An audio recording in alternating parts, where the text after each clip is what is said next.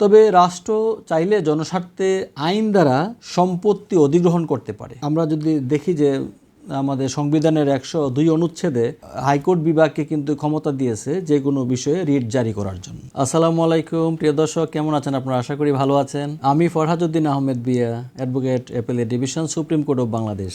আপনাদেরকে স্বাগত জানাচ্ছি রিট নিয়ে আলোচনার অনুষ্ঠানে। আজকের আলোচনার বিষয় জমি বা বাসস্থান বা কোনো স্থাপনা অধিগ্রহণ সংক্রান্ত বিষয়ে মহামান্য হাইকোর্টে রিট করা যায় কি না, এই বিষয়ে আমরা আলোচনা করব। তবে জমি অধিগ্রহণ মানেই সাধারণত সরকারের প্রয়োজনের জন্য জমি নেওয়া, কিন্তু এখানে অনেক সময় অনিয়ম, দুর্নীতি বা ক্ষতিপূরণের জটিলতা দেখা দেয়। তখন প্রশ্ন আসে যে হাইকোর্টে রিট করা যাবে কিনা। আজকের আলোচনাতে আমরা আইন, সংবিধান এবং হাইকোর্টের গুরুত্বপূর্ণ রায় থেকে বিষয়টি সহজভাবে বোঝার চেষ্টা করব। জমি অধিগ্রহণের আইনগত ভিত্তি কী? জমি অধিগ্রহণের মূল আইন যেটা, সেটা প্রিয় দর্শক আপনারা নিশ্চয়ই জানেন যে acquisition and requisition of immovable properties act, যেটা 2017 সালের আইন।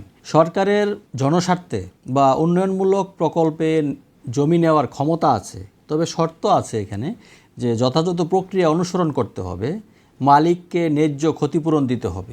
আর যে বিষয়টা সেটা হচ্ছে যে আইন ভঙ্গ বা মৌলিক অধিকারের লঙ্ঘন হলে আদালতের আশ্রয় কিন্তু নেওয়া যাবে, সংশ্লিষ্টরা নিতে পারবে। সংবিধানের প্রেক্ষাপটে আমরা যদি বলি যে বাংলাদেশের সংবিধানের অনুচ্ছেদ 42, যেটা প্রত্যেক নাগরিকের কিন্তু সম্পত্তি, ভোগ এবং মালিকানা সেটার অধিকারের গ্যারান্টি আছে বা সুরক্ষা আছে, এটা একটা মৌলিক অধিকার, আর্টিকেল 42 যেটা। তবে রাষ্ট্র চাইলে জনস্বার্থে আইন দ্বারা সম্পত্তি অধিগ্রহণ করতে পারে। আমরা যদি দেখি যে আমাদের সংবিধানের 102 অনুচ্ছেদে হাইকোর্ট বিভাগকে কিন্তু ক্ষমতা দিয়েছে যে কোনো বিষয়ে রিট জারি করার জন্য। তবে যদি প্রশাসন বেআইনি, খামখেয়ালি বা ক্ষমতার অপব্যবহার করে কোনো সম্পত্তি অধিগ্রহণ করে, তাহলে অবশ্যই রিট করা যাবে।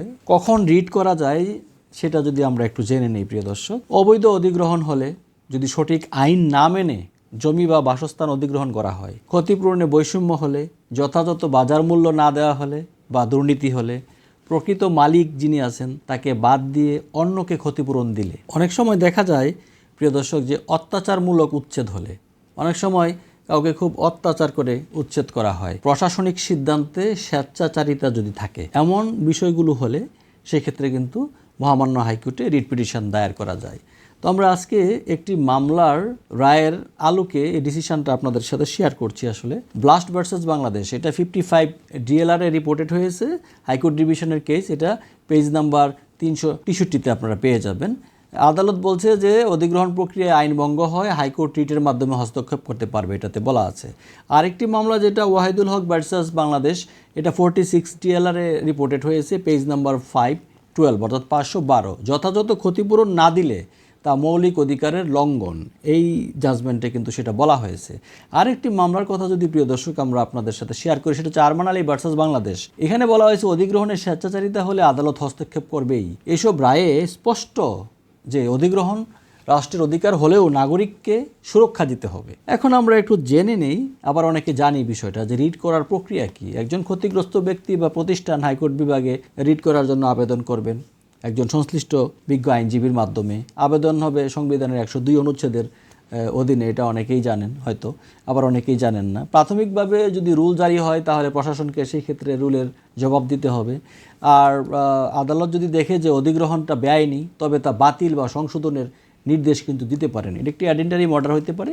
আর রিট করার আগে অবশ্যই স্থানীয় ডিসি অফিসে অভিযোগ করতে হবে, একটা রিপ্রেজেন্টেশন দিতে হবে।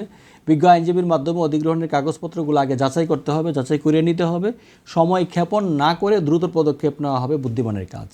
জমি বা বাসস্থান অধিগ্রহণ রাষ্ট্রীয় স্বার্থ হতে পারে, কিন্তু তা আইনের মধ্যে থাকতে হবে। এটা কিন্তু একেবারে আমাদের সবারই জানা উচিত যে নাগরিকের মৌলিক অধিকার রক্ষা করা আদালতের দায়িত্ব। এখানে মৌলিক অধিকার বলতে আর্টিকেল 42 অফ দ্য কনস্টিটিউশন, সেখানে কিন্তু জনগণের সম্পদের অধিকারের কথা বলা হয়েছে, সম্পত্তির অধিকারের কথা বলা হয়েছে।